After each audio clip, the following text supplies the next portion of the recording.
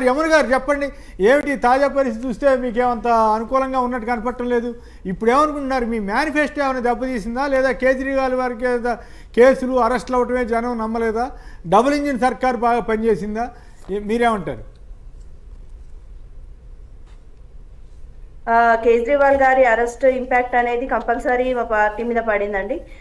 Next ఏంటంటే ప్రజలు కూడా ఒకసారి అవకాశం ఇద్దాము అనే ఆలోచనలో ఉండొచ్చు. ఇప్పటికి 3 సార్లు మేమే ఉన్నాం కాబట్టి, అంటే ఇంకా ఏమి రిజల్ట్ రాలేదు. బట్ మేము ఇంకా చూద్దాం, ఈవినింగ్ వరకు ఈవీఎంలు ఇవన్నీ లెక్క తేలినంత తర్వాత చూద్దాం. అరెస్ట్ ఇంపాక్ట్ అనేది కంపల్సరీ ఆమ్ ఆద్మీ పార్టీ మీద పడింది. కేజ్రీవాల్ గారి సంబంధం లేదు అనుకుంటే సానుభూతి రావాలి కదా. అయితే విచిత్రంగా మాగుంటి శ్రీనివాసరెడ్డి గారి సానుభూతి వచ్చింది. సానుభూతి అనండి లేదా ఇంకేదన్నానండి, అదే లిక్కర్ స్కామ్లో ఆయన ప్రైమ్ మినిస్టర్ కూడా కలవగలుగుతున్నాడు. ఇక్కడ కేజ్రీవాల్ మాత్రం జైల్లో ఉంటున్నాడు.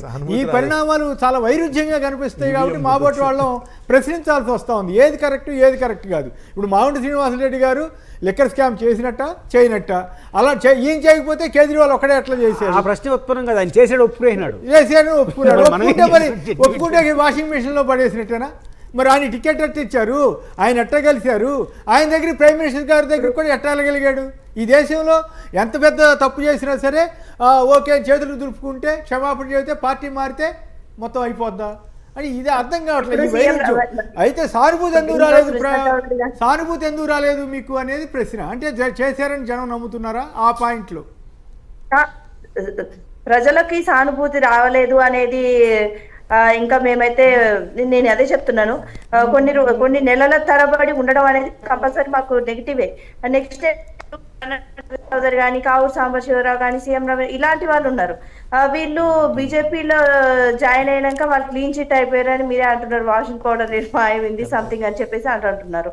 నెక్స్ట్ ఏంటంటే ఈ మనీ లాండరింగ్ కేసులో చాలా మంది అరెస్ట్ అవ్వడము, వాళ్ళకి సంబంధించి బీజేపీ వాళ్ళు బుక్స్ కూడా రాయడం జరిగింది. ఛగన్ భుజ్లాల్ వాళ్ళు అంటారు 2 years జైల్లో ఉన్నారు. వీళ్ళందరూ కూడా బీజేపీలోకి వెళ్ళగానే కూడా వాళ్ళు క్లీన్ చిట్ అయిపోయినట్టుగా బీజేపీ అసలు మోడీ అవినీతి పరులని అసలు ఉండనివ్వము అని చెప్పిన మోడీ మిగతా వీళ్ళందరినీ వాళ్ళ పార్టీలోకి రాగానే వాళ్ళ ఆటోమేటిక్ గా క్లీన్ చిట్ అయినట్టుగా మనకు తెలుస్తుంది. ప్రజలకి సానుభూతి అని అంటే ఎక్కడో ఒక చోట కేసు ప్రూఫ్ అయినా అవ్వకపోయినా ప్రజలలో కొంత మేరకు మా పార్టీ నేతలు అనేది జైళ్లలో ఉండడము అనేది కొంచెం యాక్సెప్ట్ చేయలేని సిచ్యుయేషన్ కి ప్రజలు వచ్చిరని ఇక్కడ తెలుస్తుంది.